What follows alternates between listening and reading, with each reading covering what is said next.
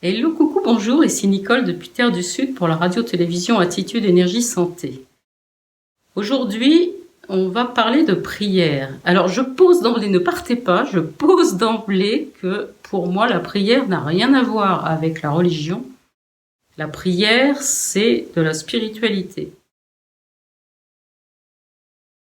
Alors pourquoi on va parler de prière? Parce que on a posé hier comme clé principale pour sortir de la fatigue, de l'épuisement et de la souffrance, on a posé la prière. Et si vous n'avez pas vu cette vidéo, je vous propose d'aller la regarder d'abord. Alors, la physique quantique et la médecine quantique ont complètement révolutionné notre vision.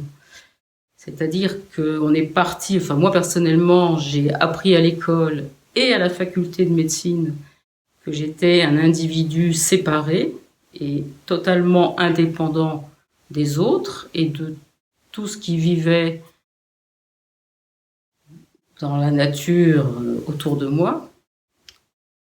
Et la physique quantique vient poser exactement le contraire, c'est que tout est relié, tout est connecté, et nous sommes des êtres connectés. Et comment sommes-nous connectés? Eh bien précisément par la prière. C'est-à-dire que ce qui connecte cet individu à tous les vivants qui sont autour, c'est le champ électromagnétique dans lequel je baigne, dans lequel mon corps physique baigne, qui est un champ magnétique qui peut aller de 2 à 4 mètres autour de moi, et qui est le champ qui est émis par le cœur. Et c'est les interactions, les échanges vibratoires entre les énergies électromagnétiques de mon cœur et toutes les énergies électromagnétiques des vivants autour de moi qui fait que je suis connectée et que tout ce que je vis concerne l'ensemble des vivants autour de moi et la planète. Et ça passe par la prière. Alors, qu'est-ce que c'est que la prière? Quand on parle de prière, en fait, il y a plusieurs façons de prier. Et il est intéressant de voir, et là je remercie beaucoup les travaux de Greg Braden, parce que pour moi, c'est vraiment des sources d'éclairage permanents. Donc là, je reprends un petit peu ce qu'il dit.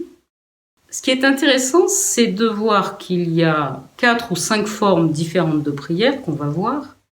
Et il y en a une, la dernière dont on parlera, qui a curieusement disparu de la Bible au moment du Concile de Nicée et qui est réapparu, entre guillemets, en 1940 quand on a découvert des manuscrits en Égypte et où on a retrouvé des descriptions de cette forme de prière. Alors, quelles sont ces différentes formes de prière? Il y a déjà un premier niveau de prière qui est une prière, on va dire, un peu familière, quotidienne, qui est quelque chose qu'on fait un peu à notre insu. Un exemple assez terre à terre.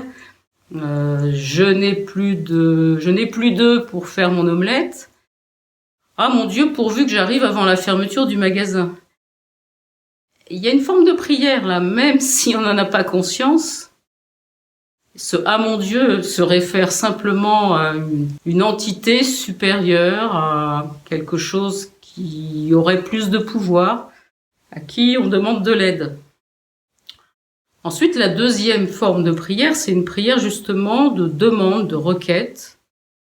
Ça peut être par exemple une prière qui demande à guérir. Et alors, curieusement, ces prières, très souvent, ne fonctionnent pas très bien. Et on va comprendre un petit peu pourquoi en déroulant les différentes formes de prière. Donc c'est juste, voilà, c'est une requête. S'il te plaît, grand tout, j'aimerais obtenir telle chose. Ou j'aimerais qu'il m'arrive tel type de situation. Après, il y a une troisième forme de prière qui est une prière ritualiste. C'est-à-dire que c'est quelque chose que l'on fait d'une manière rituelle, chaque jour, de manière répétitive. Par exemple, bénir la table, c'est une prière ritualiste. Ou une prière de gratitude, un temps de gratitude, de remerciement le soir avant d'aller se coucher, est une prière ritualiste. Et ensuite, il y a une quatrième forme de prière, qui est la prière méditative, la prière qui permet de faire le vide, de réinstaller une unité en soi.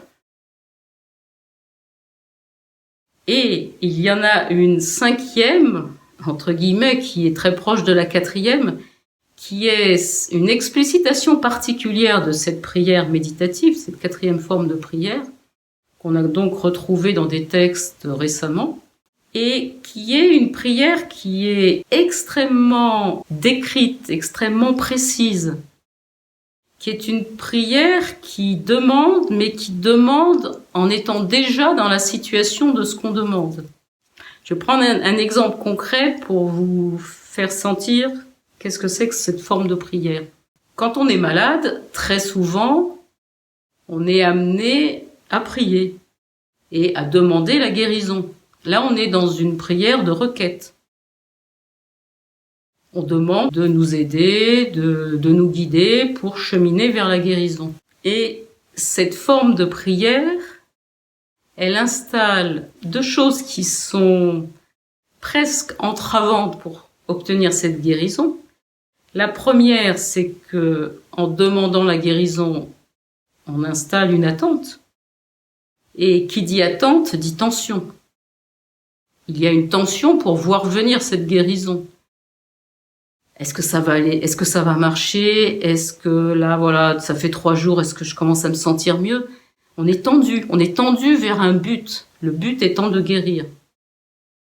Et ce qui est peut-être encore plus grave, c'est que, en installant cette requête et en demandant la guérison, on authentifie le champ électromagnétique du cœur, entrant en vibration avec l'univers, authentifie le fait qu'on est malade.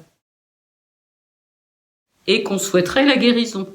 Donc que la guérison n'est pas là. Et cette fameuse loi de l'attraction, là, qui fonctionne pas, ça dépend des situations, ça dépend des individus, ça dépend surtout de la façon dont on l'a fait. Si vous cherchez à utiliser cette loi de l'attraction en demandant d'aller vers une situation, ça fonctionnera jamais. Parce que l'information que vous envoyez à l'univers, c'est « je suis malade ». Je suis malade et je souhaite guérir. Alors que l'information qu'il serait souhaitable d'envoyer à l'univers afin que l'univers nous retourne cette fameuse pleine santé, eh bien c'est l'information de la pleine santé.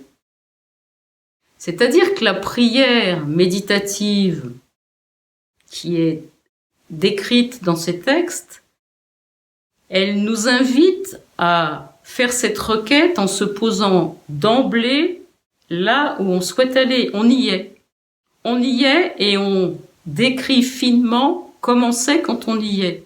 Je me sens bien, je suis pleine d'énergie, je saute du lit le matin. Il faut entrer dans les menus détails.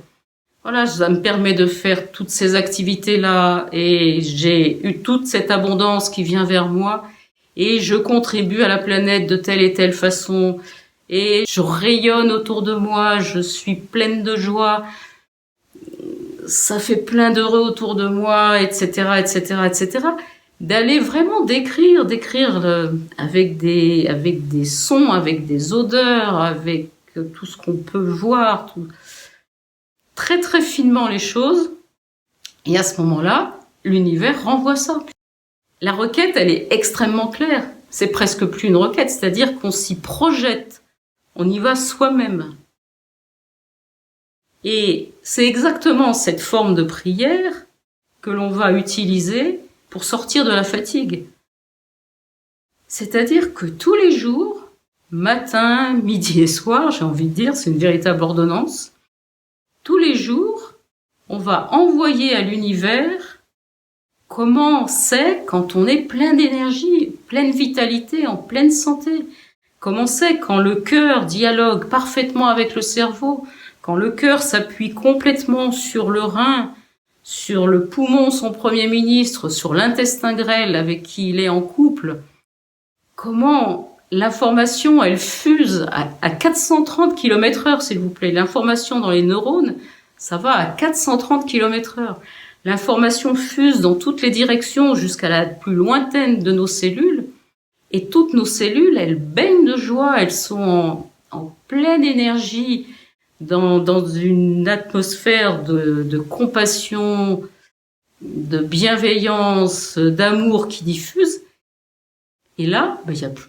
Comment voulez-vous qu'il reste une once de fatigue quand on arrive à se mettre et à se ressentir dans cette énergie-là? Donc voilà, pour moi, j'avais vraiment envie de vous rapporter ces différentes formes de prière. Et encore une fois, merci à Gregg Braden, parce que d'abord, ça m'a complètement réconciliée il y a quelque temps avec la prière, en la sortant de tout ce qu'elle a de religieux et d'humain.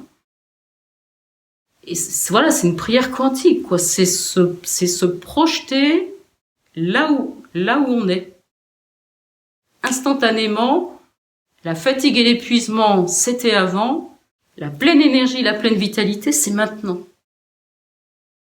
Voilà, je vous souhaite une très belle journée et je vous dis à tout bientôt pour une nouvelle vidéo. On approche de la fin de nos 28 propositions.